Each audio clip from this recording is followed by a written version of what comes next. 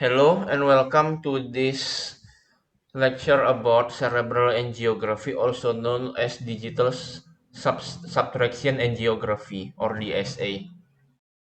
Out of three types of angiography, the cerebral angiography is the most accurate in diagnosing lesions and mapping out the brain's blood vessels. We will move to the practical session next, but after explaining the theory a little. So it's a digital image acquisition using fluoroscopy uh, with injection of contrast agents. So we are using like what is subtraction actually. So we have two images that are taken. First, we have image A, which is the plain skull X-ray when viewed from the specific view, either it is anteroposterior or lateral. And then we also have this, we then take the B image or the image when the contrast is injected. So if you subtract B from A, B minus A, it will equal this image, only the blood vessels and the bones are missing. So, and then move on. We have some equipments here. The puncture needle, the guide wire for the puncture needle, the dilator with the vascular sheath, and then we have the main catheter here and also the guide wires and also our contrast agents. Most of the time, general anesthesia is used to prevent the patient from moving, which will interfere with the masking image process we have described earlier. So we have this technique called the Seldinger technique. Basically, this is a needle, 18 gauge, and we have to know we have to locate the femoral artery first. Usually, it is the right one. So using a three-finger technique, it's not shown here, but you will put your three fingers here to palpate here, the middle index and the ring finger. The middle finger is used to locate the pulse, but the index and the ring fingers are used to hold the position in place. It's on the 2/3 between the anterior superior iliac spine and the pubic tubercle. So it's around here, this area. So if you and then you puncture it with the degree of 45 degrees and the bevel facing up.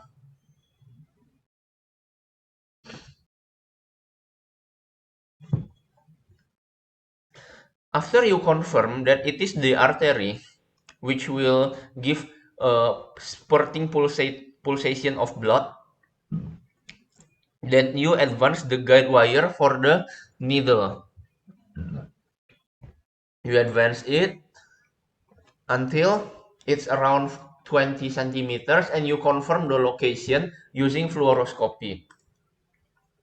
After that, you will remove the needle and the guide wire cover, and then you are going to put the vascular sheath with the dilator inside.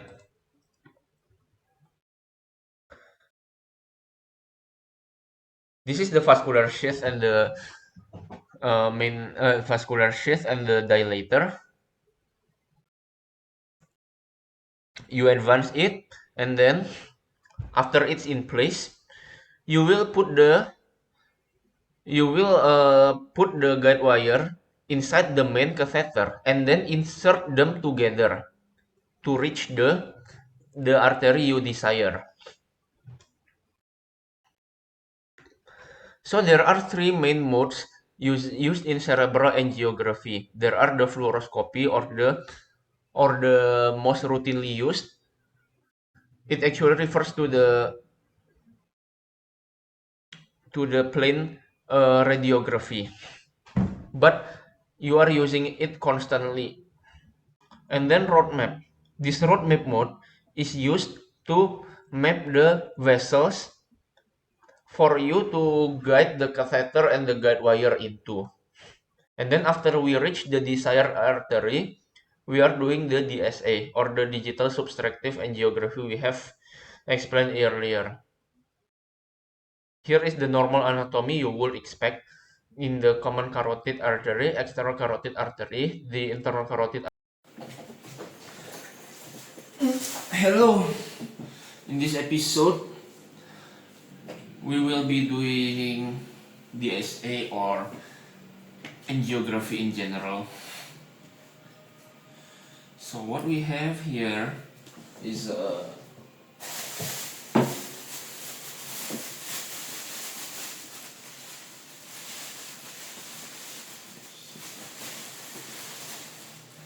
set of catheters for puncturing, and then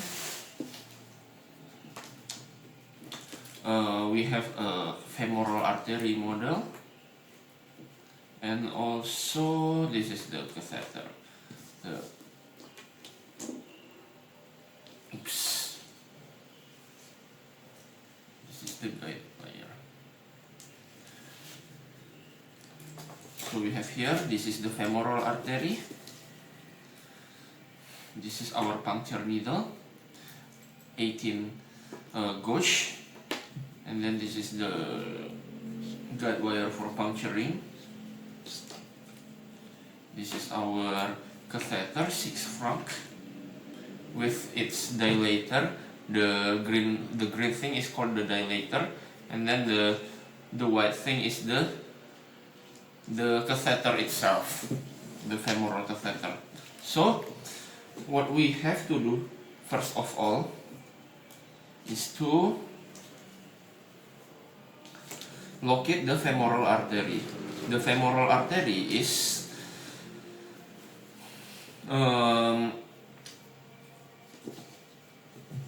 located in the 2/3 between the way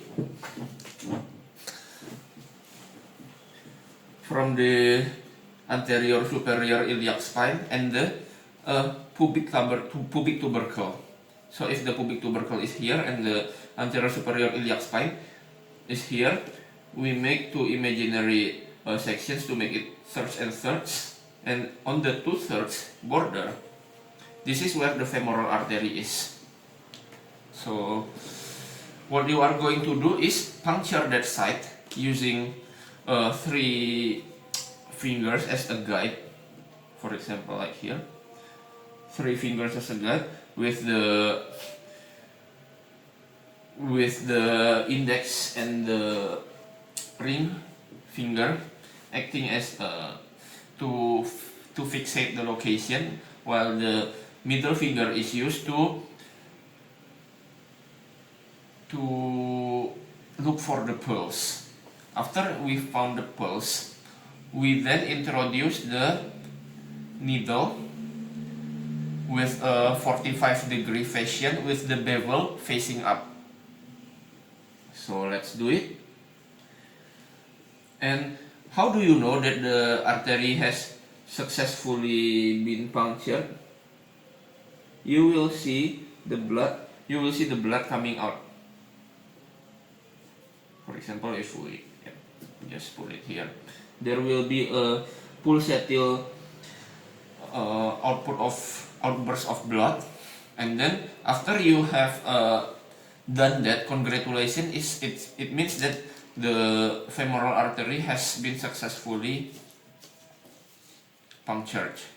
Now we take out this red thing. It's the guide wire for the catheter and for the needle. What we have to do is now hold it in place, hold the needle in place, insert it, until it's safely inside. And then you will usually use fluoroscopy to determine that this needle wire has already been inside. Now we are going to remove both the tip of this red thing and the needle. Now we are going to introduce the catheter with the help of a dilator. Now we simply insert it like this.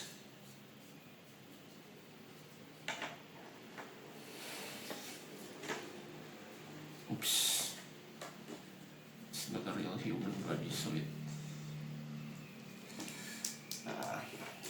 Okay. In the real human, it should be continued until you can't see the white border anymore. And then you can safely pull back both the guide wire and the dilator. Oops, we cannot advance it any further. Okay, now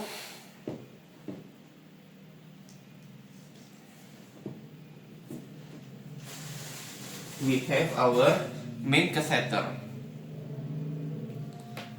and the main guide wire.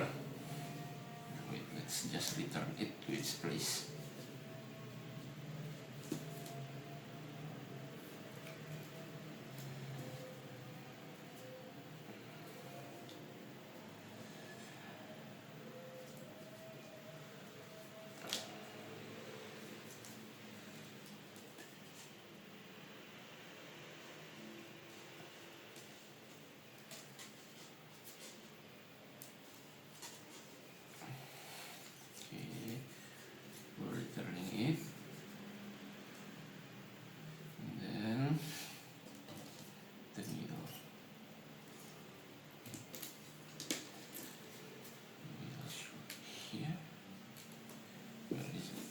And now we have our main catheter here, but it cannot be inserted the way that easily. We have to put the guide wire inside it first. What is the guide wire? It's this thing.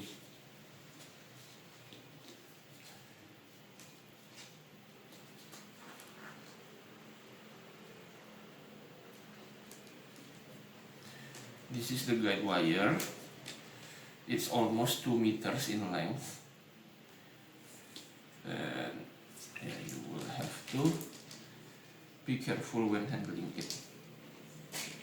Oops. And look for the tip. The tip is usually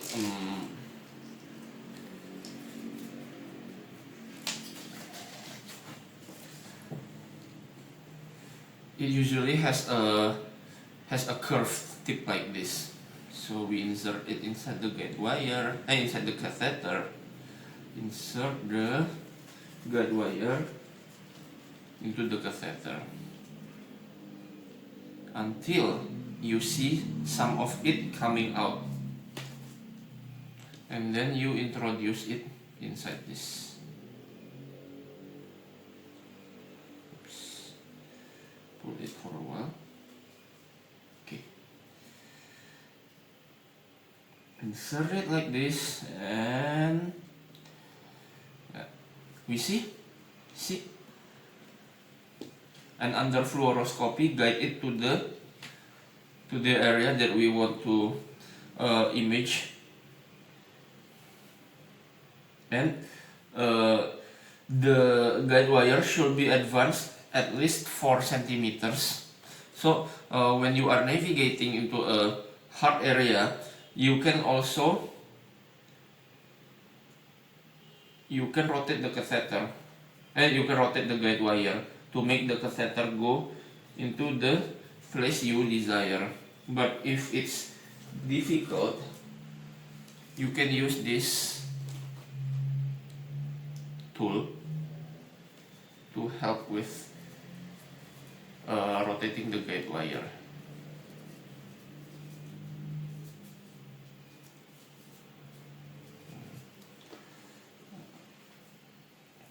Like this. This is the tool. Now fasten it.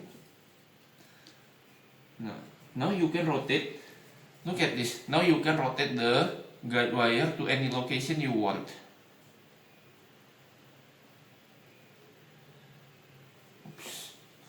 And in some cases it's quite hard to make a direct turn, but it will allow you for like at least 45 degrees of motion like this. Okay. And now comes the DSA itself. What is the DSA? It is when you are using the technique to map the blood vessels. So what we are doing is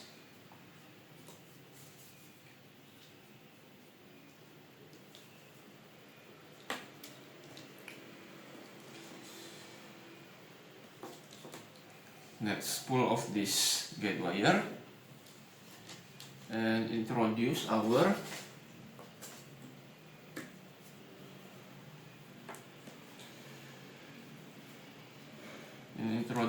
water system contrast solution. For example, you have a contrast solution like this, and what you are doing is it will usually be locked in this position.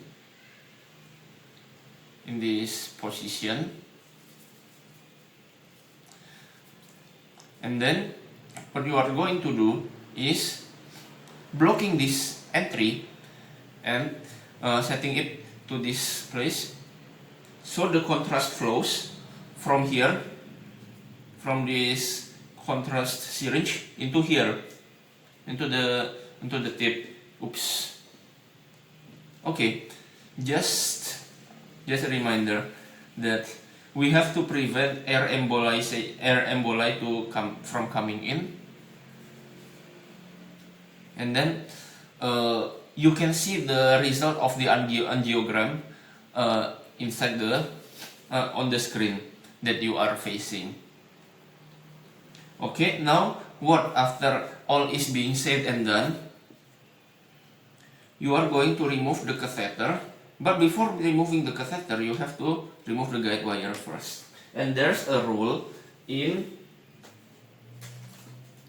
operating the catheter and inserting the guide wire when you have this attachment on.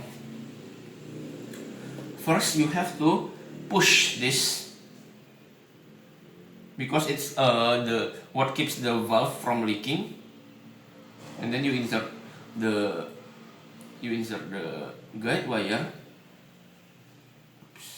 Insert the guide wire. After it's in, you can pull it back into closed position. Okay, now you can reintroduce the guide wire until it comes out of the catheter. Until it comes out. Wait for it. Okay, and now you can safely remove the catheter. Remove.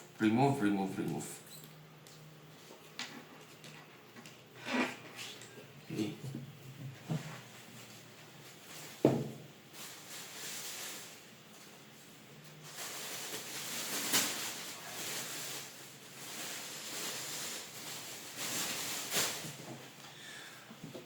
Now what?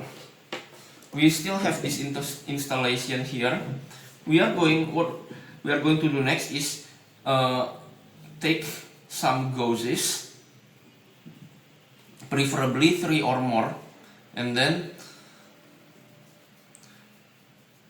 what we are going to do is putting pressure on the puncture site and slowly remove this white thing or the vascular sheath, and you have to put pressure on that until the bleeding stops. It's usually around 10 to 15 minutes. After that, you are done. Thank you.